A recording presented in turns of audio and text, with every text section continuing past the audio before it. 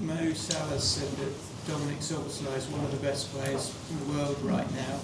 Just wondering what your reaction is to that. Do you agree with him? I think there are a lot of very good to elite football players in the world. But I definitely agree with Mo that Dominic is one of them. Yeah. And I mean, you said last year that to play in midfield for Liverpool, you've got to score goals. Dominic's scoring more than last season. I mean, is that a way that his game's progressed, and is that something you sort of have recognised and told? Yeah. When I said that, I maybe had to add, and you need to be able to run a lot if you play in the midfield of Liverpool. But I think what I meant was, as a number 10, you also need to produce goals. Now, he hasn't always played in the 10 position, but he is producing more and more goals. I think Dominic is a great example of the model we are using here at this club, and we sign young players from another league. In this situation, that was Leipzig, where he was already known for being a player that was really physical. But I think it's fair for me to say that the player that we brought in was already good, but where he is now, he's much more, at least better. I think much better than where he was 2.5 years ago. And that is what you get if you sign young players and you give them a bit of time and you let them play a lot. And that's why I also think that that trajectory he's been through is the same trajectory we can expect from other young players we are having that we've signed from other leagues. You can already see their progress.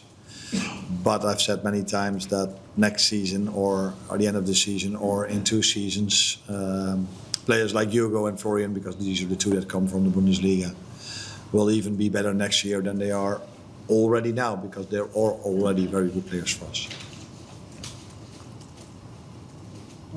Can I just ask you about Mo, because obviously he got a goal and assist tonight, but his overall play, particularly in the second half, was maybe the best it's been for a long while. How impressed were you with him and his overall contributions at the moment? No, it's very nice to have him on the score sheet again and him having an assist, but I think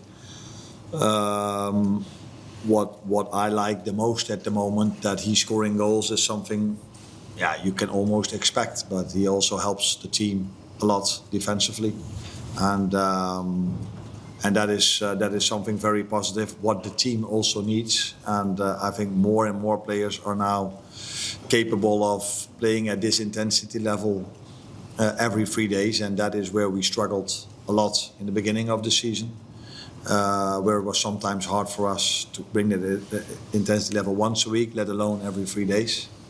But now we're able to do so. We see more and more the quality we are having, and that's why I've said so many times already that the future looks really bright for this club with these players. And I think the recent 7, 8, 9, 10 games are showing that as well. That was Curtis's first start, I think, just over a month. Filling in at right back, how do you think he did? Very well. Curtis is a very good player. I've said this many times also to him, and he agrees with me, by the way. But unfortunately for him, he's playing in a line where I have many good players and also available. So if he would be playing in another position, he would have played much more.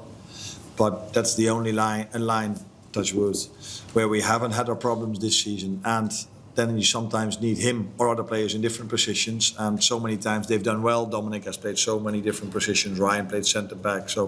And now tonight, Curtis had to play as a fullback.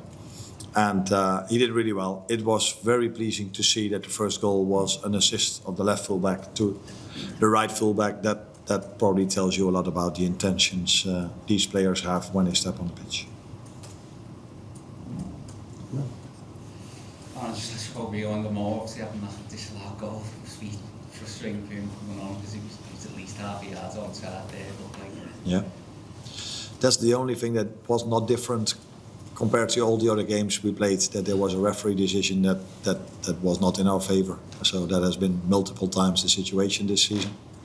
But I also said many times when I sat here or at the AXA that we need to make sure that if decisions go against you, that you're still able to win. We have to become that good that we don't rely on the fact that against City there was not a red card on Gueye, or all the other decisions that are made this season that didn't went in our favour. And tonight, again, there was a decision that didn't went in our favour, which should have been different because he was onside, as you said. But we were still able to win 3-0. So now, no one talks about it, although I don't follow everything, but I don't think there's been a lot about spoken about how many times we've been disadvantaged by referee decision this season.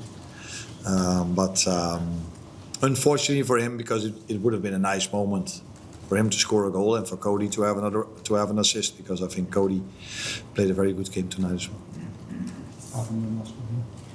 Just off that, how did you find the experience without VAR? I mean, the goal was disallowed, but did you enjoy the experience as a whole? In general, I enjoy watching football without VAR, because if you then score, you're like, it's a goal. So that was the same with the 1-0. I looked at the linesman and he didn't raise his flag. So I was like, that's nice.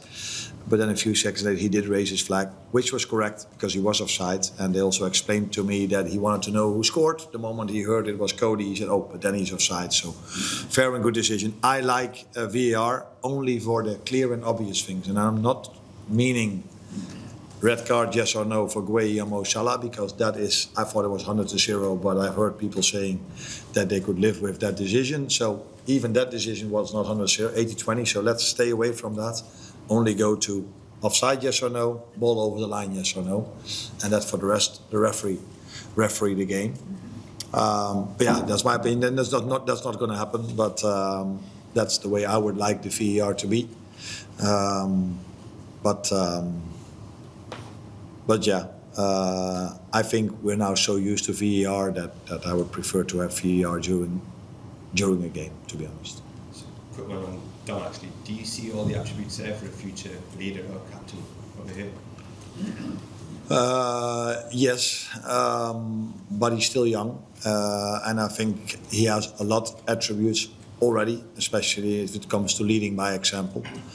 But there's still a step to make in terms of leadership, being vocal, being a voice in the dressing room, if I compare him to Virgil, which is completely normal because Virgil is 34 and has seen probably James Milner, Henderson and these players. So it's really good for Dominic that he sees Virgil as well, and that would be a next step for him to be as vocal and as loud as Virgil is. But that comes with time, I think. But for all the other things, he has a lot to become a very influential player for Liverpool, and you could call that a leader. Arne, Waters' injury is very unfortunate, and I understand it takes a long time. But how long? I mean, can he come back in this season? Is there any chance? There is definitely a chance, but he will be out for a while. But we cannot say exactly how long yet. That is sometimes that's different with every injury. Sometimes you can make that diagnosis straight away. Sometimes you need a few more days to see how things develop, and that last thing is with Wata. But he will not be in the squad next week, and he will not be in the squad next month. But we are hoping that towards the end of the season he has a chance to be there with us again. But that also depends on the upcoming days where that will lead to.